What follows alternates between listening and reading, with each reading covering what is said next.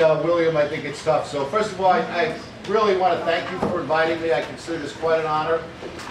Thank you, Elfrida Stonich, for inviting me.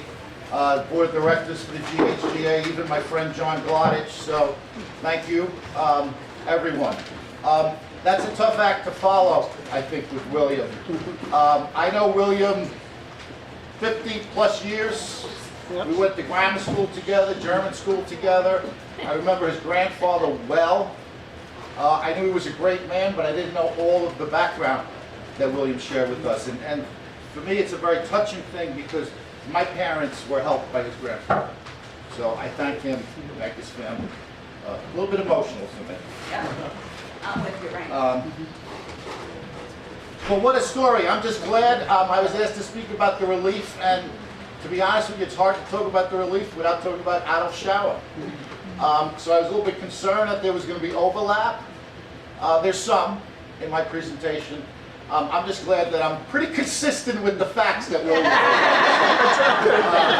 little bit of some differences here and there, but pretty consistent in that regard. I didn't want to go too far into it, so I didn't really look much into it because I knew William was going to speak. Just what a great story. And I think it's a big part of the Gottscheer story here in New York. How we kind of, I don't know, I kind of grew up here. Yes, I was a Gottscheer. I am a Gottscheer. I was never a stranger here, but like you kind of grew up with all these Gottscheers, and you didn't really even know they were Gottscheers. Like I don't know, William, but we never talked like we're Gottscheers or anything. I don't know, you just kind of knew it as part of your being.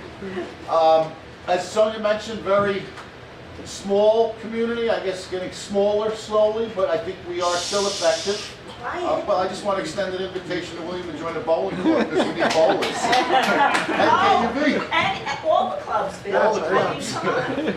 When I get some spare time. Join the club. But anyway, I really enjoyed the introductions today. I thought it was what a fine, and diverse group of people that have ancestors going back to the turn of the century. I think that's fantastic. My parents came in after the war. After World War II, as displaced persons, as I mentioned. Now, when I was asked to do this, I figured it's kind of hard, not only with Adolf Schauer in the background, but also kind of where does the relief? You can't really tell a story of relief without the clubs. You can't tell a story about how the clubhouse is here for the clubs without, I think, getting a little bit of a background how the Gottscheers ended up here in Ridgewood, but mostly in this area. I don't think there's many. They're still in this immediate area. I mean, I'm one, but another one, couple. But anyway, the history of the Gottscheer relief is very closely related, I think, with the clubhouse and the Gottscheer community at large. Just to give you an idea of some numbers, it seems the high estimated population in Gottscheer was about 26,000. That's according to the Viennese demographer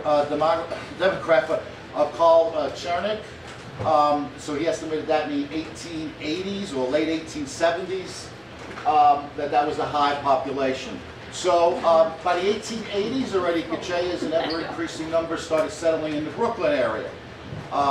In 1895, I don't know if you've heard the book, the Deutsche Sprache zu Gottscheer, Dr. Haufen estimated the number of Gottscheers in the U.S. already by the late 1890s at 2,000. Largest number at that point was in Cleveland. He only listed 700 in Cleveland. He said Brooklyn was the next largest group, but doesn't provide a number. So it's kind of hard to say how many there were. If you actually go back and look at some old documents, you can see that they were mostly concentrated in Williamsburg, Bedford-Stuyvesant area, where Flushing Avenue and Broadway come together. That's only about 3 miles from here. It's not very far at all. It's a little bit of background. Gottscheers naturally, well, at least my parents were, or my grandparents were, a very religious group. And actually they went to the churches here. One church was the Most Holy Trinity. I put an address down if any of you want to take a ride by or something, have the time, 138 Montrose Avenue. That was already established in the 1840s to tend to the German-speaking population in Brooklyn, in the Williamsburg area. And then because the number of parishioners increased, they opened up another church, All Saints Church, which is on Throop Avenue. If any of you ever take the train or took the train to Manhattan down, it's right at the front of the station, Flushing Avenue. You can see it to the left. It's got a big steeple. That's known as the Gottscheer parish. Many Gottscheers attended both parishes. They were only blocks apart, I think about a half a mile apart. By 1886 is what I had read. They actually had the first marriage of Gottscheers at All Saints Church already in 1886. They began getting married, having their children baptized with ever-increasing frequency. By 1906, half the marriages at All Saints Church were already of Gottscheers. So the numbers were steadily increasing. Most Holy Trinity also has a cemetery. I always found this interesting. It's down at the end of Central Avenue. 685 Central is the address. Many Gottscheers are buried there. You can go on site, look up see if you have any relatives there. They actually have where you can find the gravestones. Interesting thing about that cemetery is they have no literally gravestones made out of stone. They're made out of metal. And that was in order to, like, people wouldn't feel jealous that, oh, that's a rich person or a poor person. So they just did metal across the board. So I always found that a little bit of an interesting tidbit. So by Brooklyn Daily Eagle, I find that they don't really go much into the Gottscheer community, but you find little tidbits and little items you can kind of pull out. So I noted that in 1902, to kind of get the idea of numbers, they estimated there were 300 Austrians in Brooklyn. I assume most of them were Gottscheers, I would guess. But they referred to them as Austrians. And as the Gottscheer community continued to increase naturally, they wanted to maintain their common bonds together. Oh. I keep forgetting I have slides, right? Yeah, no, Right on track. you should go, yeah. All right. I gotta keep track of that. Actually, I think you're too far ahead. Too far. You were good. Go back to it. Okay. No, one more. No. One more. Yeah, one more. One, Going forward. yeah, you're going, Oh, no. yeah, you're going the wrong way. All right, I'm Right there. sorry. There we go. Okay. So by 1902, I was reading. Brooklyn Daily Eagle already estimated there were 300 Austrians in Brooklyn. As I mentioned, I think most of them are Gottscheers. We'll talk about some additional numbers. In 1900 already, certain 30 men got together and started the Gottscheer Menacor. That's our oldest club here in New York. Over 100 years old, 123 years old actually to be precise. 30 men got together. I think that's quite an accomplishment in itself in such an early part of the history here in the New York community. They also took an active role in starting the Gottscheer Kontinentenstützungsverein a year later. I find it interesting, like KUV, if you actually do any type of research and type in KUV, there were a whole host of KUV organizations years ago, which I found amazing. And I suspect it was because we didn't really have an extensive social system in place like we do now with Social Security. And these organizations were designed to provide sick and death benefits to members in case they couldn't work or they passed on in support of their family. So I always found that interesting. I don't know any other, quote, KUV organization out there. I know they have the Cleveland Group, the EOUV, but I find that kind of interesting. Brooklyn Daily Eagle further described, kind of in support of, I guess, my premise that the Austrians were probably mostly Gottscheers. They actually referred to the Menacor as the only German-Austrian society in Brooklyn. Not technically accurate with the KUV, less than a year old at that point, but still I think that kind of shows that the concentration of Gottscheers already in the Brooklyn area, Williamsburg area. By 1904, the Menacor already had 75 members, and the KUV had 78 members. Pretty significant number. I assume there was some overlap in membership, but still, if you go back, assuming the Brooklyn Daily Eagle was accurate at 300 Austrians, that's quite a significant number, I think, at that point in the early part of the 20th century. And in Gottscheers, I just found these things. I was trying to figure out where they met back then because we didn't have a clubhouse back then, naturally. And I found it a little bit interesting that it seemed the Gottscheers liked to support each other even at that point, naturally coming from a common area. and in support of each other and ensuring their success. And both the Manico and the KUV had their early meetings at Stonitch's Hall. Where have I heard that name before, Stonitch? Yeah, my husband's Yeah, family. oh, really? His great uncles came in the 1880s, 1870s. Interesting. And they were members of the KUV. And they have names. That's interesting. I said Stonitch's Hall, I thought that was Yeah. great. Wow. And his great uncles came. Very interesting. cool. And it was Peter Stonich apparently was the owner. He's the first president of the Manico. The KUV later moved its headquarters to T. Krish's Hall, which I assume was also a Gottscheer from the name. I don't know why they would go elsewhere. And then I found an interesting anecdote. They later moved to what's described in the Brooklyn Daily Eagle as a dance hall at 250 Ellery Street. That's currently where Woodhull Hospital is located.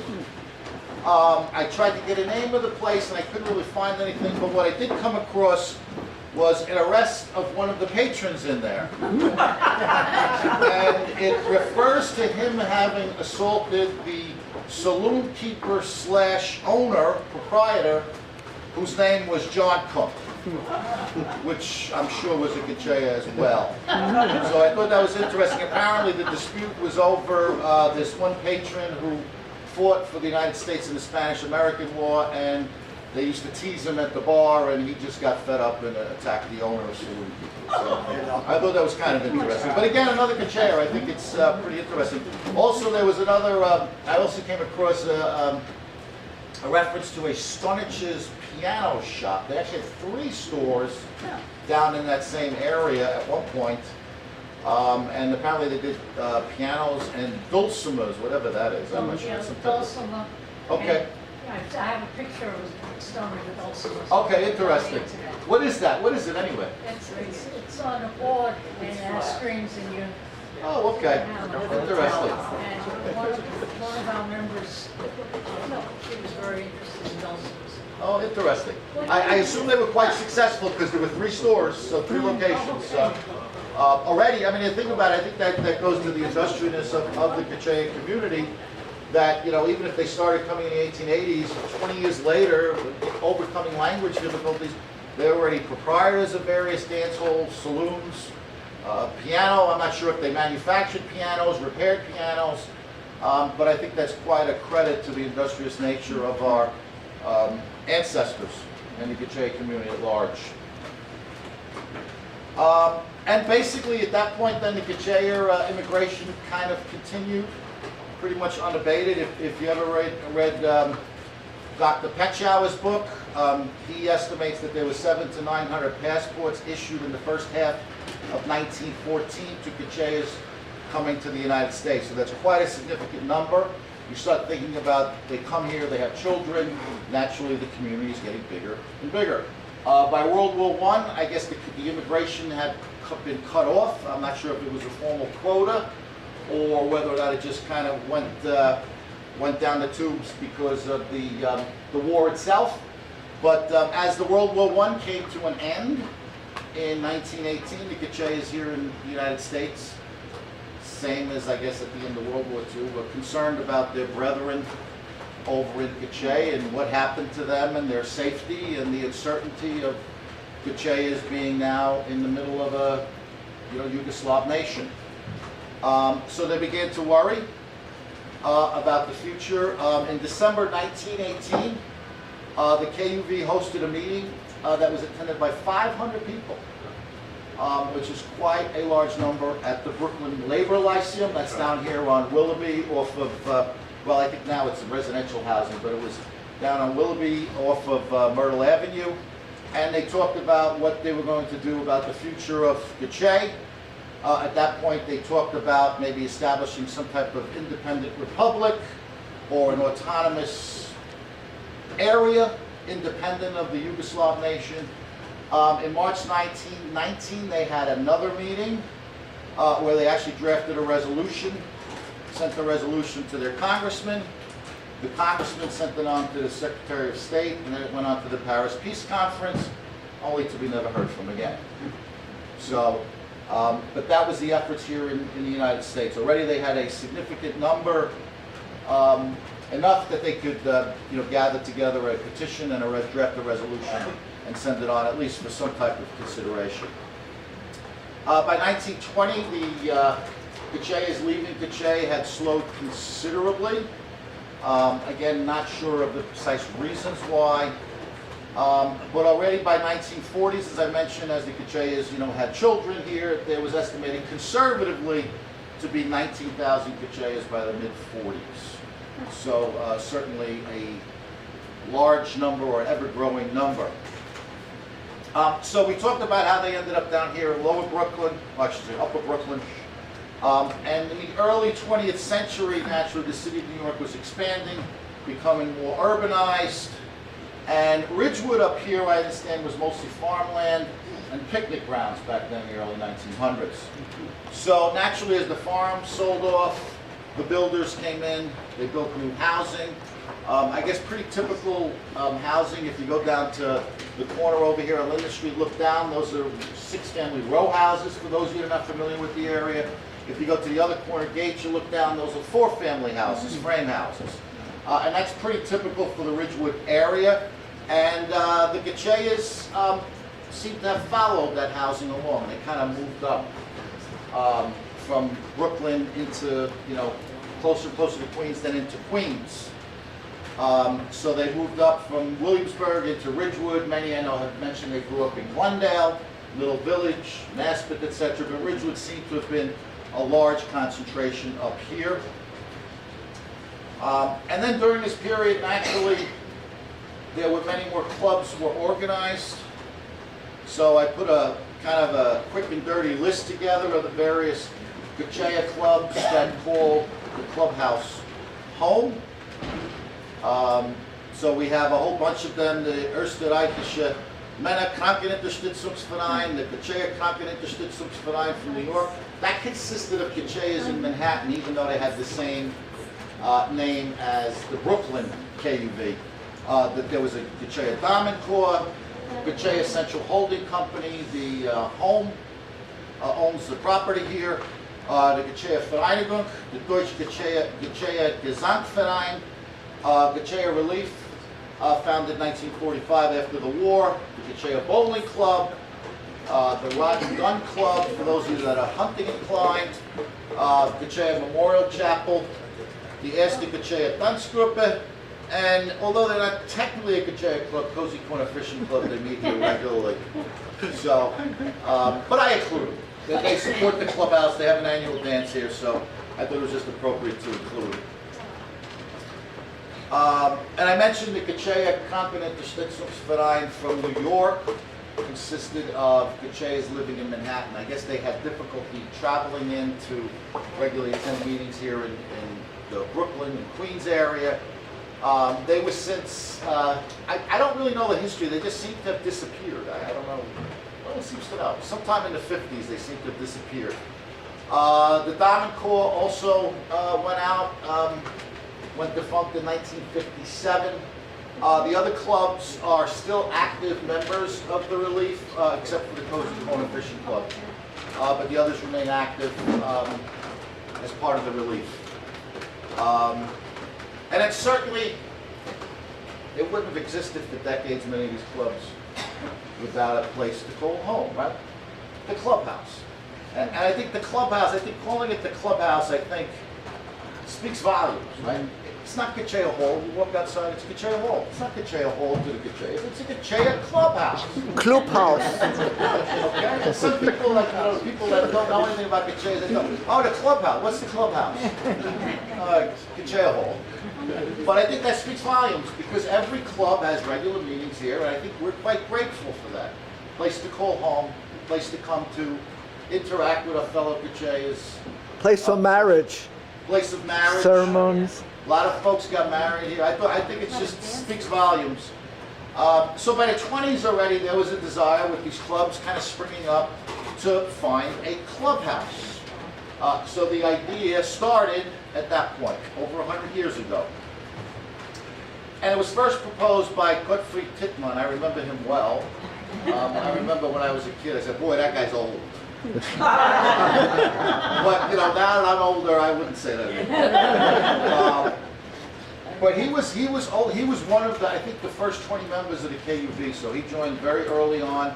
I remember him well. He always spoke at the various events here. And there was a meeting in January of 1921, and the KUV president, Gottscheer Community, proposed to the KUV membership. He said, let's think about getting a clubhouse. And apparently everyone was very happy and enthusiastic about it. Yes, let's do it, let's do it, let's do it. And nothing happened for 2 years. So then it kind of, I guess, was probably just an idea, talking about it. And then in 24, it was proposed again. Started with members of the KUV. They started kind of some type of committee, including Otto Schauer, William's grandfather, was on that initial committee. And then they reached out to the other Gottscheer clubs, said, hey, we should get together and get a clubhouse. 2 months later, they already had a financial commitment from 100 people. Promised to support the purchase, the acquisition of a clubhouse. And their willingness to participate and join. So I think that that's pretty indicative of the importance that they held to acquiring a clubhouse. Then they had the formalities. Gottscheer Community was the first president of Central Holding. There's a plaque downstairs in the front of the hall you could look at. The first officers, the auditors, and etc. But Gottscheer Community was the first president. And it was incorporated July 1st, 1924. So we're coming up on 100 years. I don't know how many organizations last 100 years, but we're coming up on that as a clubhouse. So should be fun next year, I guess. And in just a few months, the 100 became 400. They purchased $10,000 in shares at $10 par value per share. And it was used, that money was used to purchase the building here, 657 Fairview Avenue. And also to fund renovations. The building was, what was it, a laundry, steam laundry, and knitting plant before it became the clubhouse. And a lot of the members actually donated their time for free. Those that, let's say, were craftsmen, they helped do the renovations, didn't charge the clubhouse. And that's how the clubhouse kind of came about. They had their initial grand opening on December 12th and 13th in 1924.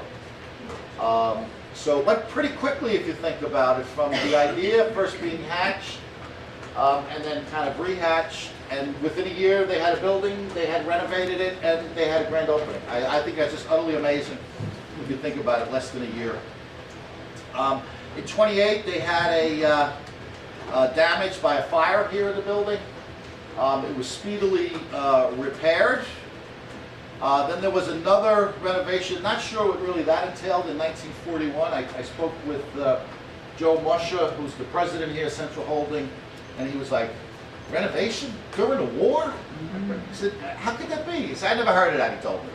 I said, well, I've seen it, I've read about it, it's in the 50-year anniversary of the Gottscheer Hall pamphlet, so there was some type of extensive renovation done in 41. And then,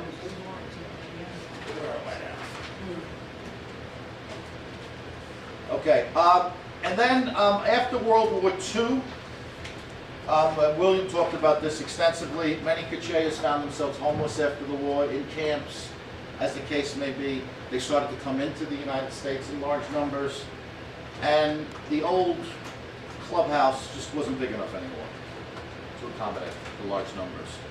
So there was some ideas then about expansion, expand the clubhouse. Suggestion was made in '56, let's buy the neighboring building. Problem was it wasn't up for sale. But it was about 5 years later. So they quickly signed the contract in 1961. KUV assisted with the financing, which still wasn't enough. They had the construction plans approved in '62, early '62. And in order to kind of secure financing for the necessary expansion and renovations, additional shares were sold.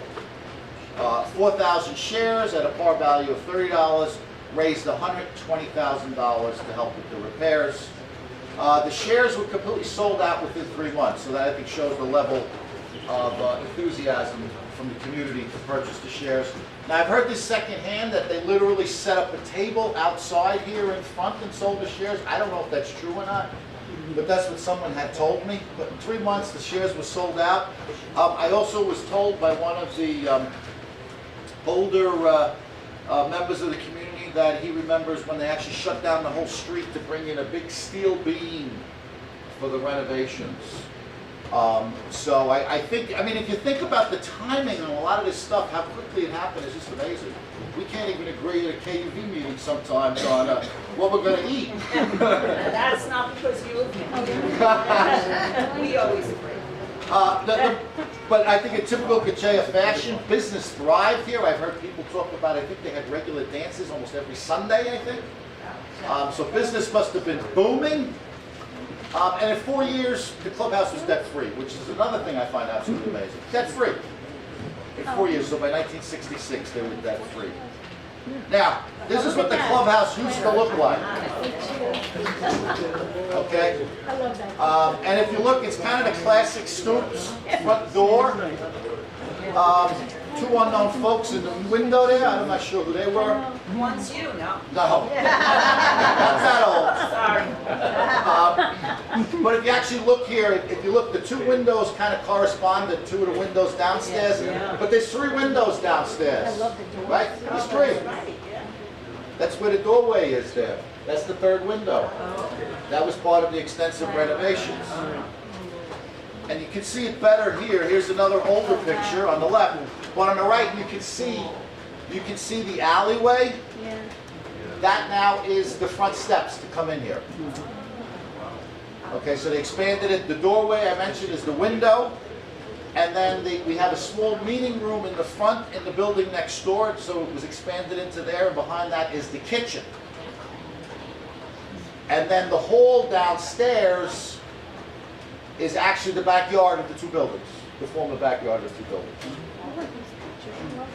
So I always find these pictures fascinating. I wish I had exact years for the pictures. I don't.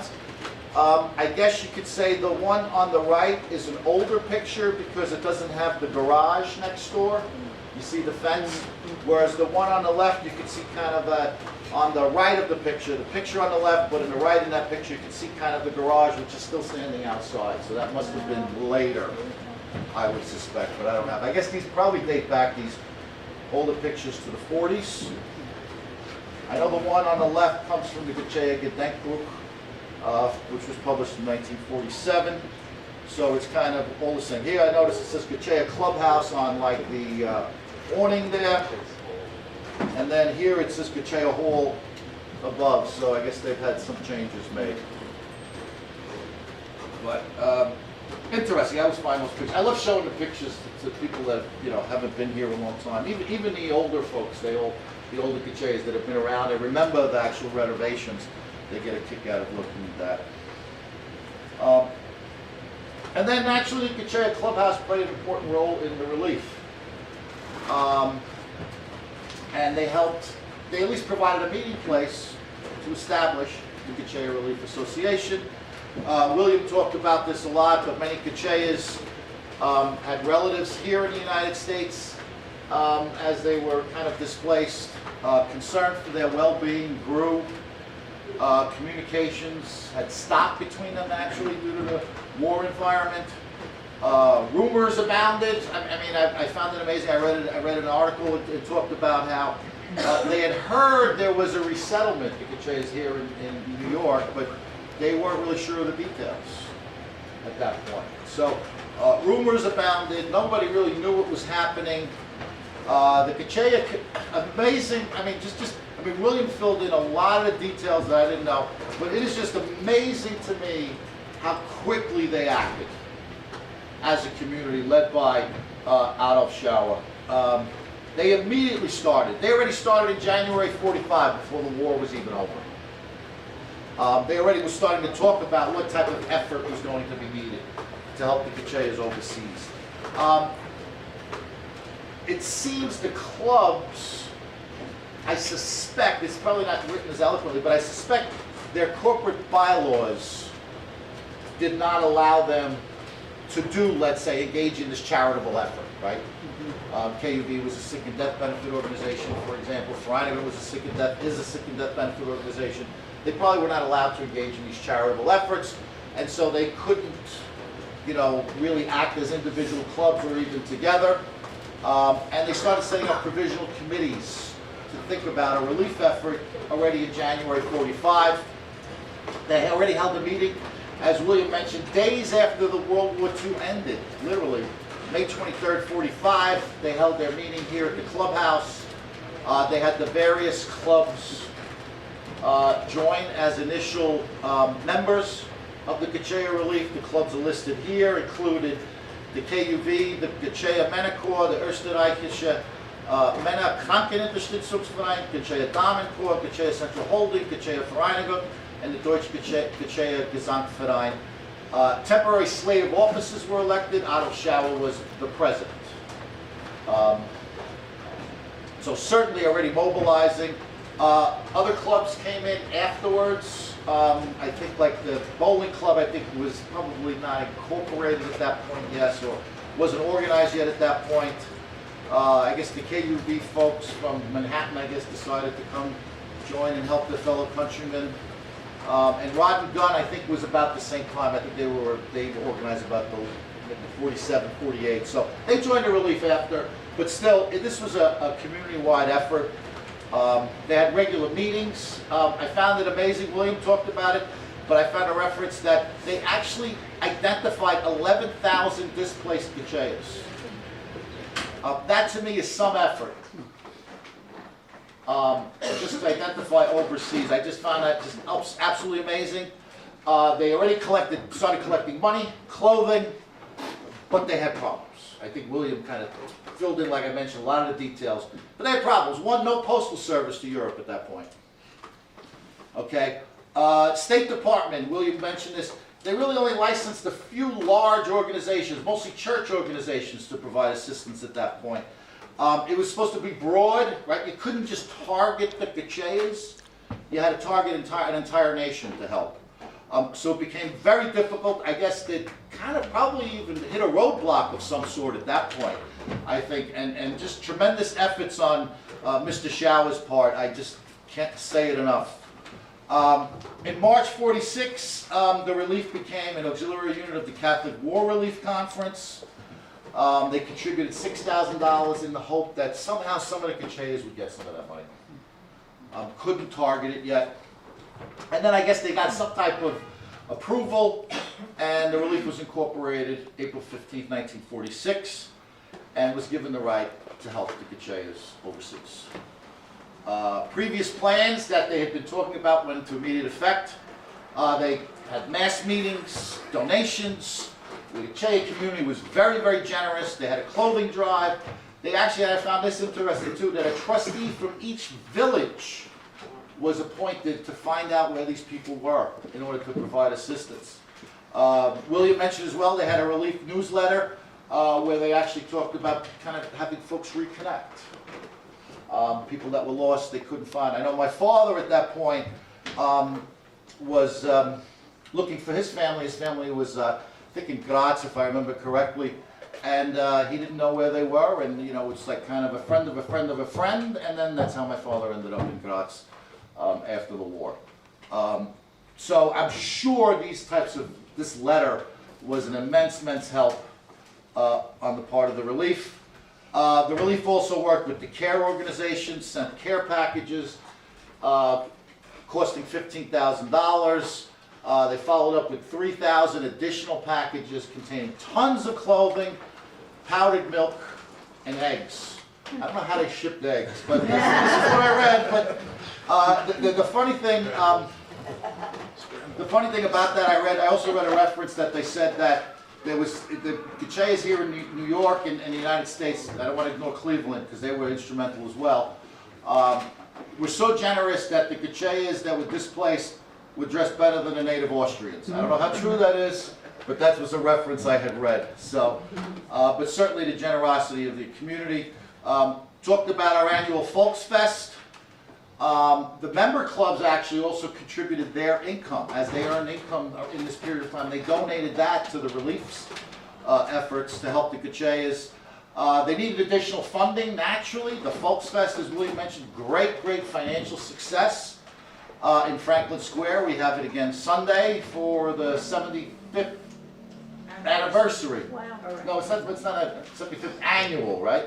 Because we missed 2 years with COVID, right? Well, I'm getting too All I'm technical. gonna say is don't do It's the math. 75th. Don't We're do the celebrating our math. 75th Don't do Volksfest. the math because. Okay. Yeah, 75th. It's still an annual gathering today. People come from all over the United States, even overseas, to attend our annual Volksfest. The Relief also published the Gottscheer Gedenkbuch at that time. I think it's absolutely fabulous reference point. I would have brought mine, but it's falling apart. I didn't want to damage it anymore, but it provides a great background about the Gottscheer community in New York, some history about Gottscheers, written by the various member clubs. I know William's grandfather contributed several articles to that book, and that also was a valuable financial assistance to the relief effort.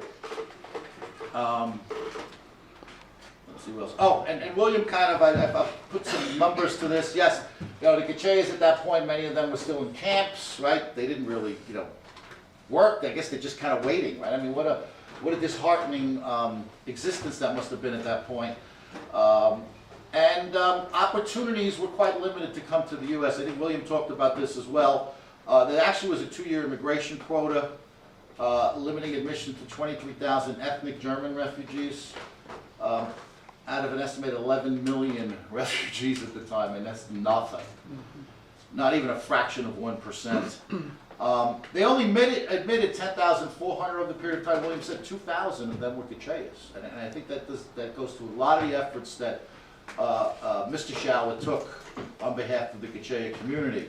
That's almost 20% of the full number. I think that's just utterly amazing out of 11 million.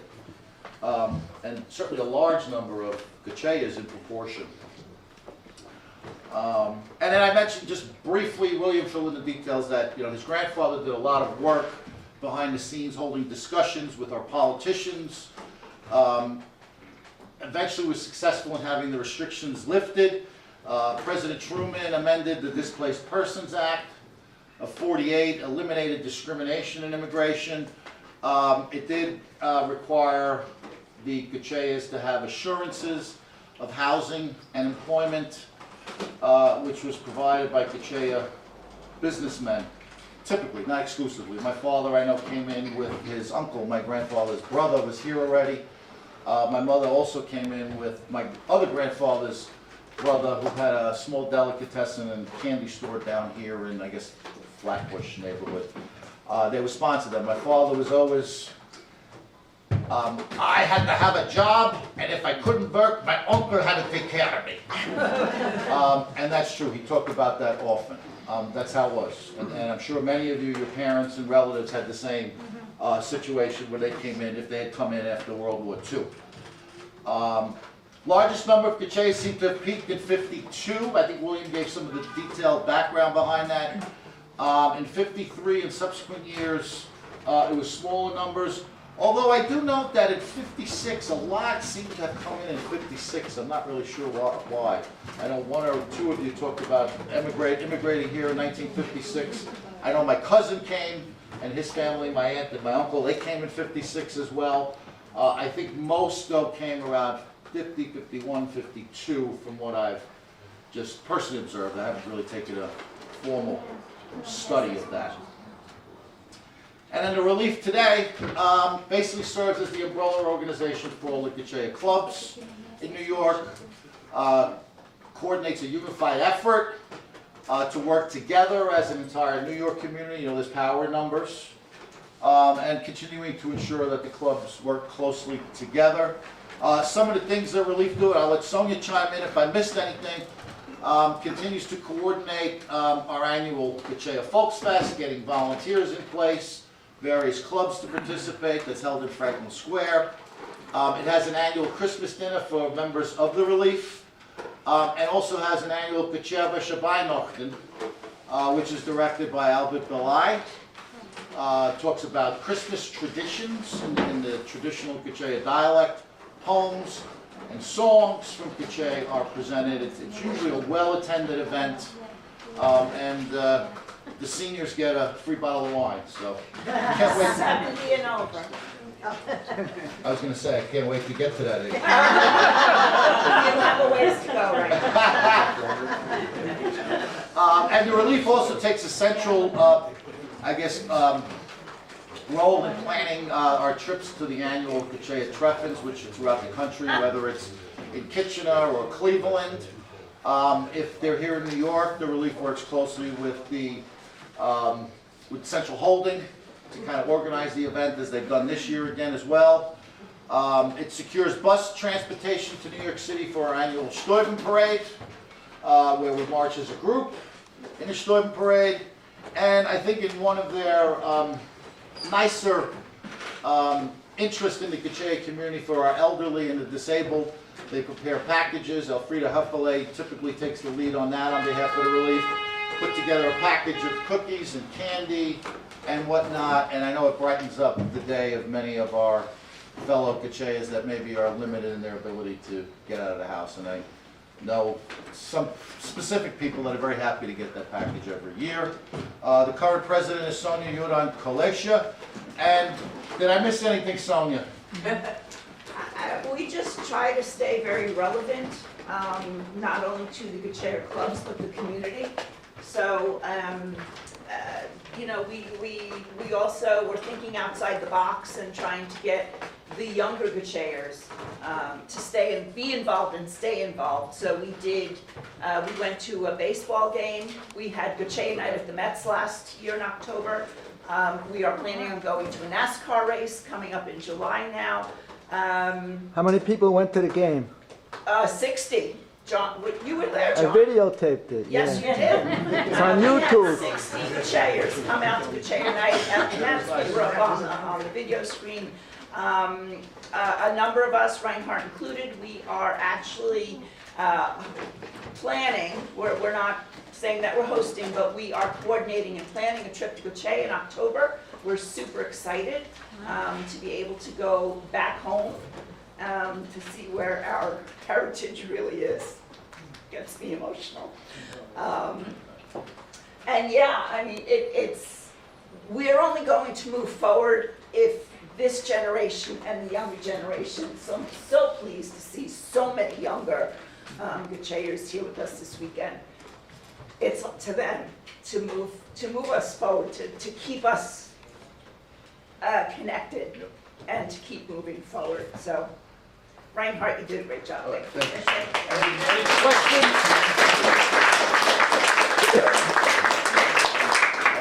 And I always hate to be the speaker right before lunch, so. Oh,